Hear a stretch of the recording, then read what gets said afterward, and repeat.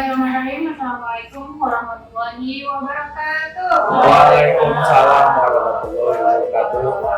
Alhamdulillah, bersyukur kepada Allah Subhanahu wa Ta'ala. Hari ini kita masih diberikan nikmat Islam, nikmat sehat walafiat. Ini ibu-ibu dan wanita Inspektorat Kota Tangerang Selatan ya, terima kasih. Pada hari ini penyuluhan anti korupsi dengan tema boleh telepon semangat membangun keluarga yang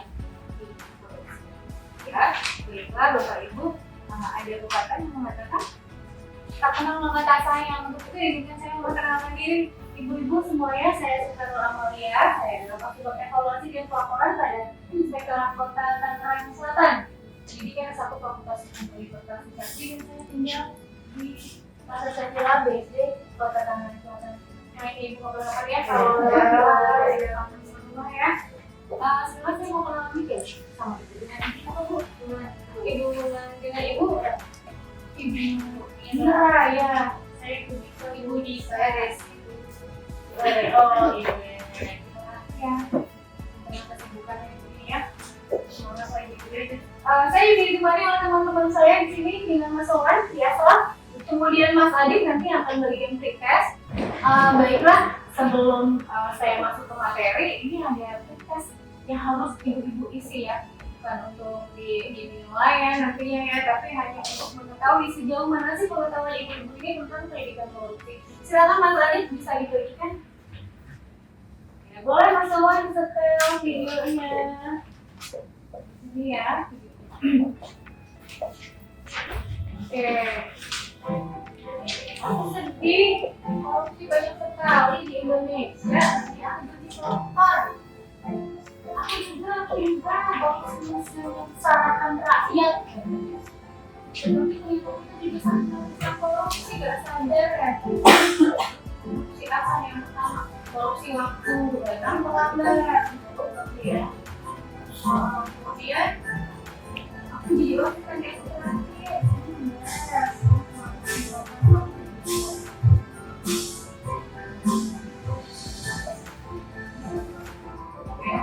Silakan diambil Mas tadi punya semuanya ya. Kalau dikirain pasti 100 semua nih ibu nih ya.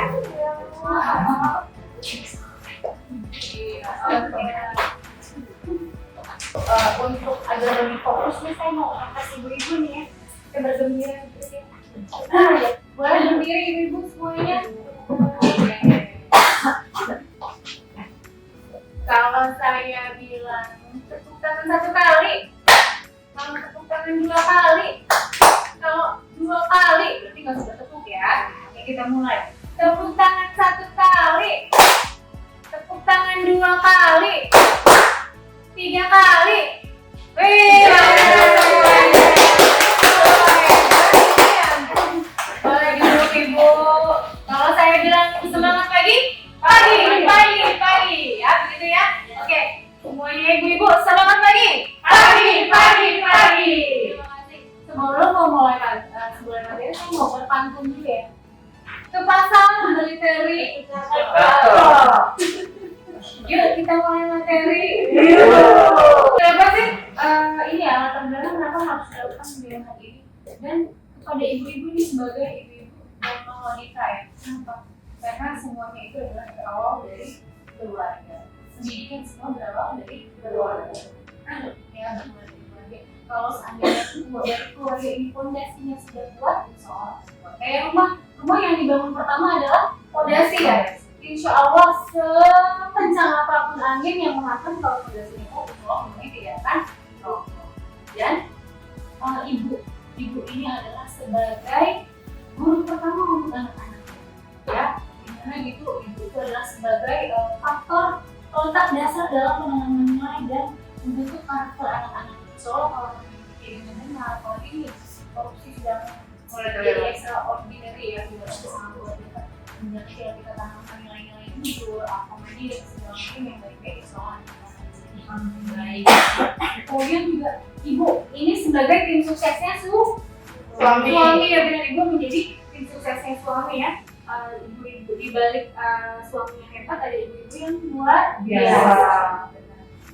Dan istri juga harus menjadi pengontrol korupsi yang kemungkinan ya, nanti kalau bapaknya pulang bawa uang nih 60 juta, biasanya bapak nggak pernah bawa uang 60 juta misalnya gitu. Terus ibunya bilang gimana? Alhamdulillah, ya ampun, kita pulang kan? Jangan gitu tuh, curiga dulu ya, curiga dulu. Makanya kita meditasi ya. Jadi apa bu? Mas. Ya oke. Itu adalah tujuan dalam tambahan kenapa pilihan ini dilakukan. Yuk kita ke apa itu korupsi? Apa itu ada korupsi? Bu Desi coba. Kerangan dana ya Bu ya. Kecurangan. Kemudian penyalahgunaan dana pribadi. Oh, penggunaan pribadi. Oke. Ada lagi mungkin sama nih. Mungkin dari persoalan korupsi. Korupsi itu adalah korup, buruk, busuk, palsu, suap, busuk, bau, nggak harum. Kemudian korup itu adalah suka menerima uang sogok, menyelewengkan uang, barang milik perusahaan atau negara, menerima uang dengan menggunakan jabatan untuk kepentingan pribadi. Atau korup adalah kebejatan, ketidakjujuran, tidak bermoral, penyimpangan dari kesucian.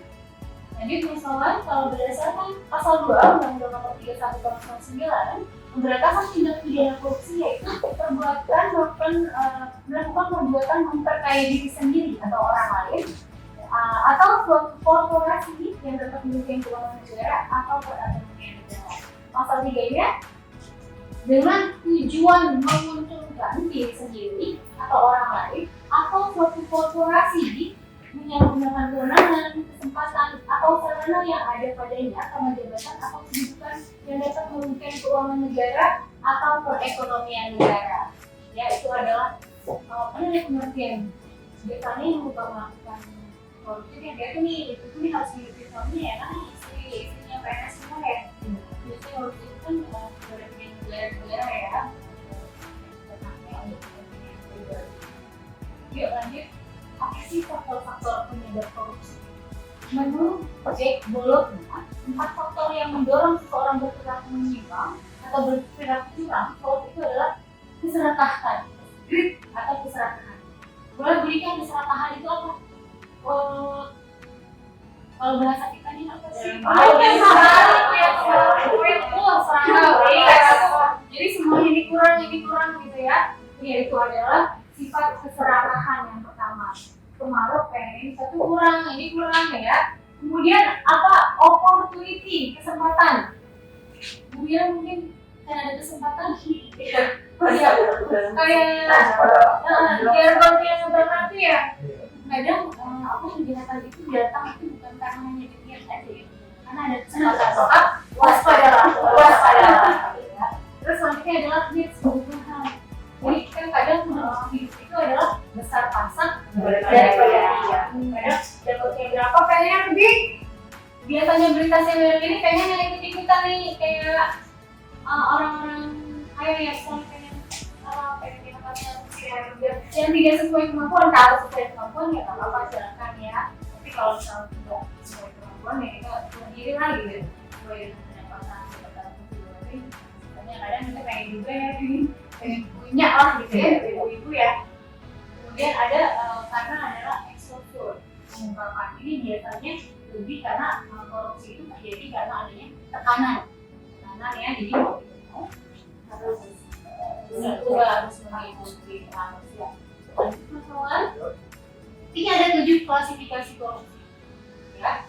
Sebenarnya kalau tidak pidana korupsi itu ada 30 delik dan 30 delik itu dibagi menjadi 7 klasifikasi. Pertama adalah merugikan keuangan negara, merupakan perbuatan melawan hukum yang merugikan negara seperti memperkaya diri sendiri. Yang kedua adalah suap, pemberian uang atau menerima uang yang dilakukan oleh siapapun yang memiliki suatu tujuan tertentu. Suap ya. Kemudian gratifikasi, pemberian uang atau faktura secara cuma-cuma baik di dalam maupun di luar negeri. Yang keempat, penggelapan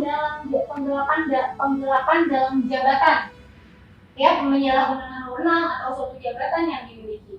Yang kelima adalah pemerasan, memaksa orang lain memberikan sesuatu atau mengerjakan sesuatu untuk dirinya. Biasanya maksudnya sebelum ada proyek itu harus dia bisa gitu ya kalau untuk yang bisa. Terus ada perbuatan curang, melakukan perbuatan curang agar bisa menyelamatkan atau menguntungkan satu pihak. Terakhir yang ketiga adalah konflik kepentingan, memiliki kepentingan pribadi atas wewenang yang dimiliki sehingga dapat mempengaruhi kinerja. Ini adalah 7 klasifikasi korupsi. Ingat ya Bu ya, kerugian negara, kemudian suap, gratifikasi, penggelapan dalam jabatan, pemerasan, perbuatan curang, dan konflik kepentingan. Lanjut Mas Wawan. Nah, ini yang sering didengar dan sering terjadi di masyarakat ini adalah gratifikasi, uang pelicin, pemerasan, suap. Beda-beda tipis sih sebenarnya ya. Mungkin ada yang bisa menjelaskan gratifikasi Bu? Apa Bu gratifikasi? Pemberian uang atau barang ya dalam bentuk tertentu misalnya kayak gitu ya. Terus kalau uang pelicin ya gimana nih? Ya, oh ya paling kan kalau ngurus apa-apa ya support ya. Jadi ada gitu ya. Kemudian ada pemerasan. Pemerasan ada pemerasan kemudian ada proyek misalnya gitu ya. Terus suap lancarin proyek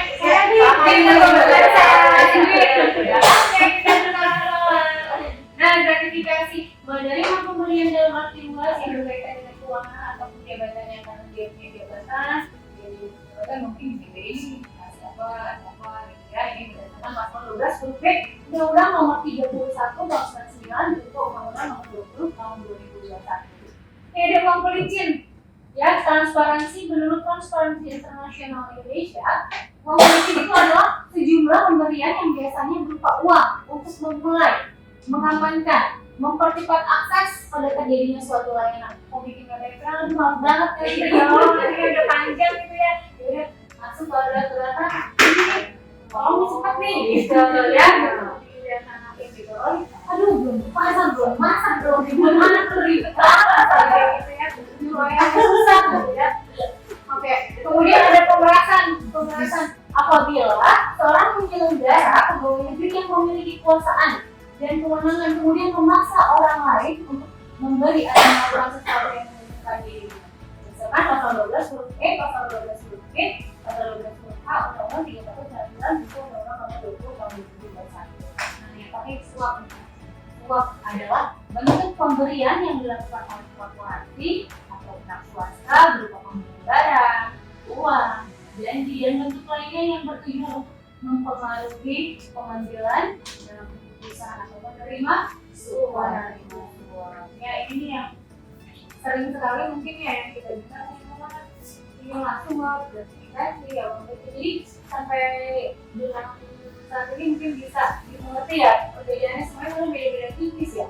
Gratifikasi, uang pelicin, pemerasan, suap. Jadi itu mungkin kalau tadi saya bilang di awal ya kalau suaminya tiba-tiba pulang banyak gitu ya. Jangan alhamdulillah udah siapa tahu kan kita harus curiga dulu ya. Karena biasanya kayak itu si papi, si daddy tuh pernah ngomong banyak kayak gitu kan, kayak daddy punya banyak banget ya. Oh iya, jangan juga begitu ya Mbak ya. Nah, untuk untuk pemberantas ya, untuk melawan itu semua perbuatan korupsi ada strategi dan rencana aksi pemberantasan. Yang pertama adalah strategi penindakan represif, yaitu penegakan hukum dengan tujuan untuk menimbulkan efek jerah dan menimbulkan rasa takut untuk melakukan tindak pidana korupsi. Selain itu juga bertujuan untuk membangun kesadaran untuk ketaatan dan patuh pada hukum yang berlaku. Ya, bisa dengan melaporkan tindak pidana korupsi kepada KPK atau penegak hukum lainnya. Kemudian ada eksaminasi atau bedah kasus terhadap putusan peradilan. Ada juga pemberian keterangan ahli di persidangan dan narasumber dalam hal pelaksanaan penyidikan, penyelidikan, dan penyidikan. Yang kedua ada strategi pencegahan, melakukan perbaikan sistem, jadi menutup kesempatan dan mempersempit ruang gerak untuk melakukan tindak pidana korupsi melalui perbaikan, penyempurnaan dan penguatan sistem dengan tujuan agar tidak bisa melakukan tindak pidana korupsi dengan membangun zona integritas biasanya, terus memantau pelayanan publik ini harus sering dipantau pelayanan publik ya. Kemudian melakukan kajian dan penelitian terkait permasalahan korupsi, menentukan pusat kajian yang berfokus pada isu anti korupsi, kemudian menyampaikan rekomendasi dan perbaikan kepada pemerintah, melakukan pengawasan dan mendorong transparansi peradilan, membangun sistem anti korupsi di lingkungannya, melaporkan LHKPN. Ibu-ibu, bapak udah lapor ya? Udah. Lapor ya, lapor LHKPN. Dilaporkan tuh udah semuanya, jadi ketahuan nih dari awal emang ini loh yang kita punya gitu ya. Jangan tiba-tiba Dia mau ngilu nempel ya udah nempel. langsung dia nempel nggak usah ngomongin dia walaupun hasil dari warisan semuanya langsung gitu ya. Itu warisan semua. Alhamdulillah ibu masih punya warisan. Alhamdulillah punya warisan loh. Ya, terus melaporkan gratifikasi yang dianggap suap kepada KPK melalui PD. Kalau PD kita di Inspektorat Pemilihan Nasional. Oke, lanjut Mas Wawan. Strategi yang ketiga adalah strategi pendidikan masyarakat dengan cara membangun integritas. Membangun karakter bangsa yang berintegritas dengan tujuan agar tidak mau korupsi, bukan karena takut ataupun tidak adanya kesempatan, tetapi memang dilakukan dengan penuh kesadaran dan untuk menginternalisasikan nilai-nilai integritas dalam kehidupan sehari-hari. Ya, dengan cara realisasi pendidikan anti korupsi, sektor pendidikan, kemudian pengembangan model pendidikan anti korupsi, sosialisasi dan pemahaman yang dilakukan pada masyarakat. Ya, seperti saat ini kita lakukan ya penyuluhan sosialisasi anti korupsi, kemudian melakukan penyuluhan anti korupsi ya seperti saat ini kita lakukan penyuluhan korupsi, kemudian masyarakat dapat menyesuaikan dengan bakat dan kemampuan yang dimiliki selama menjalankan korupsi ya. Buat ibu ya ada YouTuber deh jangan-jangan ya. Sebagus juga tuh ya dibikin tuh vlognya terkait dengan anti korupsi. Nanti siapa tahu punya yang subscribe kan? Betul. Panik teman-teman. Nah itu tadi adalah strategi tadi. Terus gimana ya biar nggak terjadi korupsi atau apa sih kira-kira dan apa yang harus kita miliki gitu dalam sikap kita dalam kehidupan sehari-hari dengan membangun sikap anti korupsi harus punya nilai-nilai nih. Kira-kira nilai-nilainya seperti apa nih, Budika? Harus punya sifat apa? Jujur ya? Oh benar jujur, benar sih. Oh ya. Bertanggung jawab, kemudian harus bekerja keras, mandiri ya. Oke lanjut teman-teman, kalau ini harus punya integritas ya. Apa tuh Bu integritas? Integritas menurut KBBI adalah mutu, sifat dan keadaan yang menggambarkan kesatuan yang utuh sehingga memiliki potensi dan kemampuan memancarkan kewibawaan dan kejujuran. Ya, mana ciri-cirinya orang yang punya karakteristik integritas? Bersikap jujur, tulus, dan dapat dipercaya. Ya, itu katakan ciri-cirinya walaupun itu menyakitkan. Ya. Terus yang kedua bertindak transparan dan konsisten. Yang ketiga menjaga martabat dan tidak melakukan hal-hal yang tercela. Kemudian yang keempat bertanggung jawab atas hasil kerja. Yang kelima bersifat objektif. Jadi mah bisa sebenarnya kadang gampang gitu kalau interpretasinya kalau dibilang ke orang itu ada ilmu dewa, mesti ikhlas, mesti benar ya dalam yang sendiri. Ya dalam diri sendiri yang kita ucapkan harus sesuai dengan perbuatan kita. Konsisten berdasarkan nilai-nilai yang kita lihat nilai-nilainya gimana. Nah nilai-nilai anti korupsi ya Bu ya. Gampang ingatnya nih, berjumpa di kertas. Berani, jujur, mandiri, adil, peduli, disiplin, kerja keras, tanggung jawab, dan sederhana. Walaupun tidak punya uang, tapi kalian untuk sederhana. Ya, itulah yang dapat disampaikan mungkin ya, Bapak Ibu. Tadi cuma pengertian korupsi di awal. Terus faktor-faktor kenapa sih gitu ya? Kenapa terjadi korupsi? Kemudian juga ada strategi yang harus dilakukan nih biar kita bisa berantas korupsi ini. Terus ada nilai-nilai yang harus kita jaga, kita harus berintegritas ya. Sampai dengan materi ini mungkin Bapak Tadi ibu-ibu ada yang mau ditanyakan mungkin ibu kalau gratifikasi bukan saya Budika ya, gimana Budika? Yang kalau gratifikasi ada batasan berapa rupiahnya gitu? Oh iya ada. Benar, kalau misalnya ada yang mau kasih barang ya, barang itu paling banyak sih bisa nilai 300.000 ya, kalau di uang itu 300.000 per pemberi per orang. Satu orang 300.000, tapi kalau di total setahunnya itu jumlahnya tidak boleh lebih dari 1 juta. Ya, itu kalau pemberi harganya ya Bu ya. 300.000, pokoknya kalau di total setahun itu ya, semuanya tidak boleh lebih dari 1 juta. Kemudian kalau uang, ya, kalau uang itu banyak 200.000 per pemberian, tapi dari satu orang pemberi ya, yang di total selama 4 tahun itu juga. Kalau dari juta itu apa Bu ini ya konsekuensinya? Katanya harus melaporkan.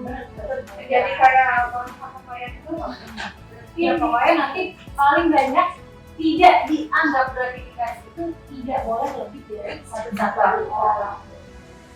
Untuk penindakan itu si pemberi atau si penerima berapa? Si penerima, pemberi tidak, si pemberi tidak. Tapi si penerima itu ya dia harus lapor dulu tapi tidak boleh lebih dari 30 hari. Itu tidak dianggap suap atau segala. Kalau lapor kemana sih Bu? Kalau lapor nih Dinas Pertanahan Selatan ini punya website tersendiri namanya wbs.tangerangselatan.go.id ya, wbs.tangerangselatan.go.id. Oke, itu ya. Kalau lapor datanya dia udah hasil nggak Bu ya? Oh iya, memang dulu. Iya betul. Kemudian, dari bisa ini kalau mau melapor ke apa gratifikasi? Kalau ada rekan saya lihat ada di depan mata saya ada. Oh iya benar. Segala macam mengenai masyarakat itu dengan berbagai sistem ya, itu beda yang tadi saya ngomong tadi. Kalau mau daftar gratifikasi itu juga di punya website ya, nanti langsung ke KPK go ya, kayak go. Terus kalau misalnya langsung nih Bu, bisa langsung ke UPG. UPG-nya ada di sektor. Tapi daftarnya itu sebagai insya Allah pokoknya pelapor semuanya terjadi. Ya, kalau penerima harus melaporkan, menolak pun harus melaporkan. Ya, bisa diamankan semuanya ya. Itu mungkin yang ditanyakan ya, Mas Adit. Oke nih, sebelum kita kalau kesimpulan bisa disampaikan dulu ini prosesnya. Proses ya. Isi dulu Ibu. Tadi benar nih apa yang tadi saya sampaikan sudah mengerti deh Pak Adit sebenarnya ya.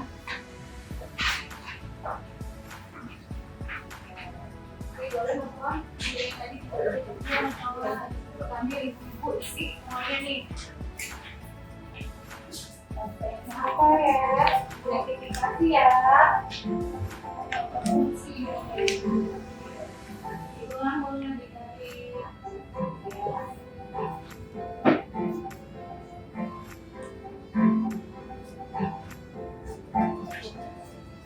Oke. Ya. Ambil isi. Udah diambil Mas tadi. Nah, udah diisi nih prosesnya ya. Udah diisi ya. Udah diisi ya prosesnya ya. Oke, nih udah diisi prosesnya. Saya punya hadiah loh Bu. Nih, ada 2 hadiah loh. Nih, saya punya 2 hadiah. Saya mau lanjutkan pertanyaan. Nah tadi sudah tidak ke materi yang tentang awal. Materi yang awal. Ya. Nah, lihat ke sini aja. Tadi disebutkan ada 9 nilai-nilai korupsi. Ayo. Ada 9 lagi. Jadi kan baru jumpa di kertas. Paling nggak sebut yang 5 ada. 5. Disiplin, tanggung jawab, bekerja keras, terus apa lagi ya? Bertanggung jawab, konsisten, adil. Nah, ada apa lagi? Desi silakan. Satu lagi. Ada apa lagi ya? Tadi disebutin ada gratifikasi. Kalau jiwanya berapa? Setara dengan kamu. Iya. Berapa? 330 dari 1 juta per tahun. dari satu orang pemberi, dari tiap pemberian satu orang selama 1 tahun tidak boleh lebih dari 1 juta. Oke.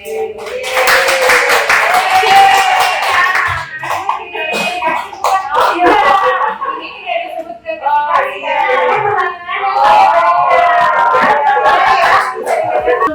Ini ya sebelum menutup kesimpulan dari webinar ini, boleh dikumpulkan teman-teman. Terus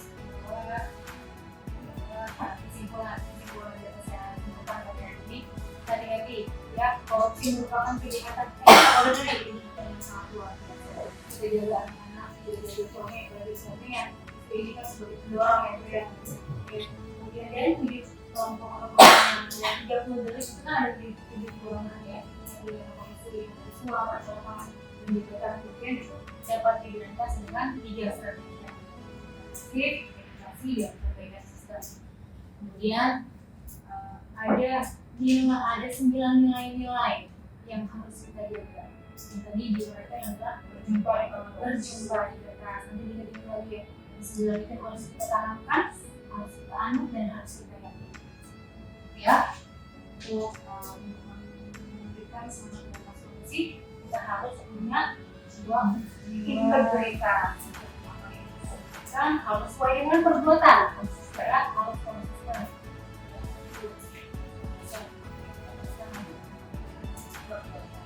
Mempunyai integritas, walaupun makanya itu ilmu dewa, tapi insya Allah kita semua di Suara Tangerang Selatan bisa ya Bu ya? Bisa. Nanti bahwa ingat, hasil korupsi bukan rezeki ya. Ayah pulang, papa pulang, dedi pulang, bawa yang kira-kira jadi ini dari mana gitu harus dipikir dulu ya. Begitu ibu-ibu, mungkin harapan ini ya, harapan kita semuanya, semoga ibu DWP Inspektorat Kota Tangerang Selatan bisa menjadi motivator penggerak anti korupsi dan menjadikan perempuan yang tangguh, mandiri, serta mampu mewujudkan semangat untuk melawan korupsi dimanapun berada. Ayo mari ibu-ibu, kita jaga keluarga kita jaga kota Tangerang Selatan ini lebih baik, dan kita jaga Indonesia untuk Indonesia agar bebas dari korupsi. Baiklah, mungkin itu yang dapat saya sampaikan.